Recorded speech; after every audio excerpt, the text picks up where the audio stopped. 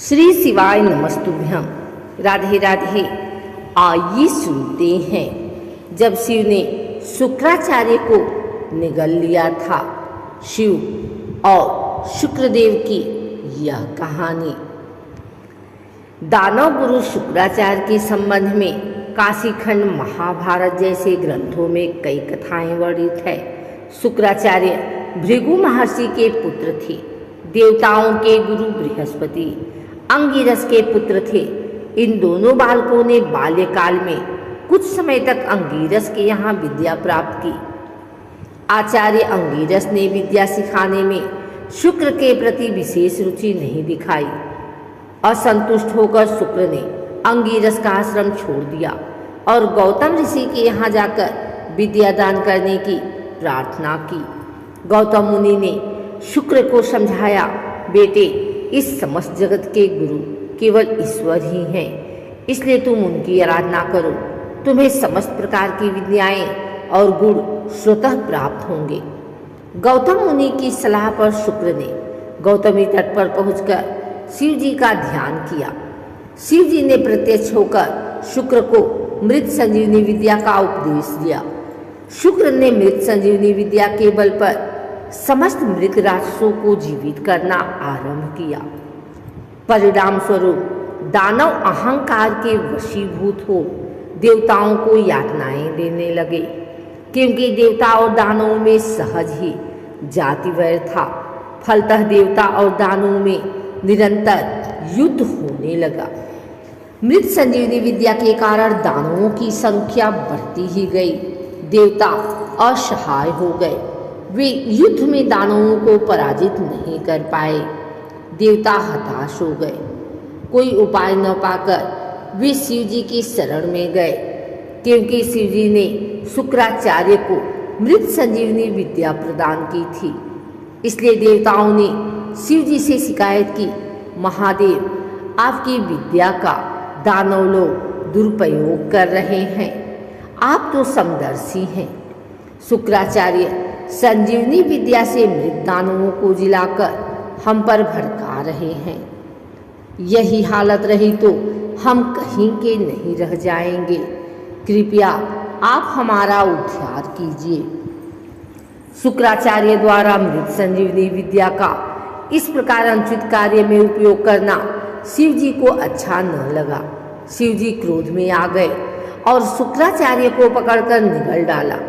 इसके बाद शुक्राचार्य शिव जी की देह से शुक्ल कांति के रूप में बाहर आए और अपने निज रूप को प्राप्त किया। शुक्राचार्य के संबंध में एक और कथा इस प्रकार है। शुक्राचार्य ने किसी प्रकार छल कपट से एक बार कुबेर की सारी संपत्ति का अपहरण किया। कुबेर को जब इस बात का पता चला, तब उन्होंने शिव जी से शुक्राचार्य की करने की शिकायत की। शुक्राचार्य को जब विदित हुआ कि उनके विरुद्ध शिव जी तक शिकायत पहुंच गई, वे डर गए और शिव जी के क्रोध से बचने के लिए झाड़ियों में जा छिपे। आखिर वे इस तरह शिव जी की आंख बचाकर कितने दिन छिप सकते थे। एक बार शिव जी के सामने पड़ गए। शिव स्वभाव से ही रौद्र हैं। शुक्राचार्य को देखते ही शिव जी ने उनको पकड़कर निगल डाला। शिव जी की देह में शुक्राचार्य का दम घुटने लगा।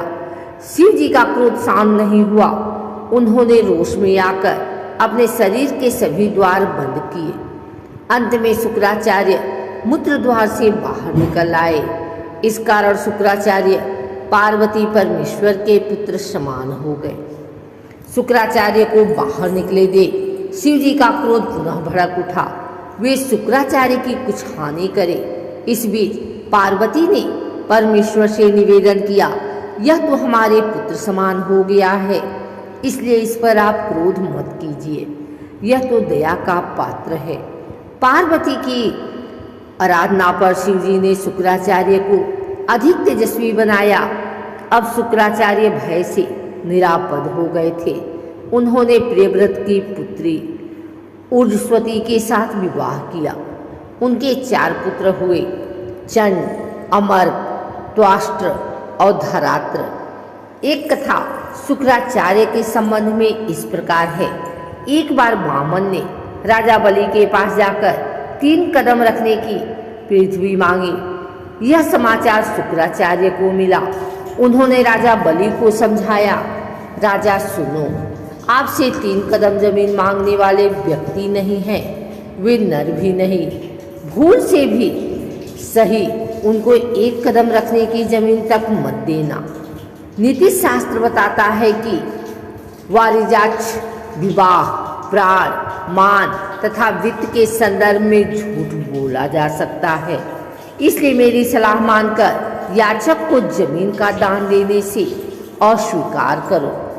शुक्राचार्य ने राजा बलि को इस तरह अनेक प्रकार से समझाया, परंतु राजा बलि अपने वचन के पक्के थे, साथ ही ज्ञानी भी। इसलिए उन्होंने दृढ़ स्वर में उत्तर दिया, यदि याचक नर न होकर नारायण ही हो तो और अधिक उत्तम। यदि उनके हाथों में मेरा कुछ अहित भी होता है तो वह मेरा भाग्य ही माना जाएगा। इसलिए ऐसे शुभ अवसर से मैं वंचित होना नहीं चाहता। मैं अपने वचन का पालन हर हालत में करना चाहूँगा।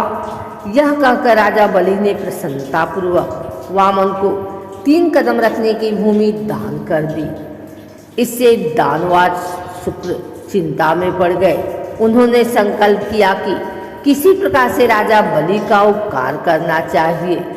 यह विचार करके वे मक्खी का रूप धरकर कमंडल की टोटी से जलधारा के गिरने से अटक गए।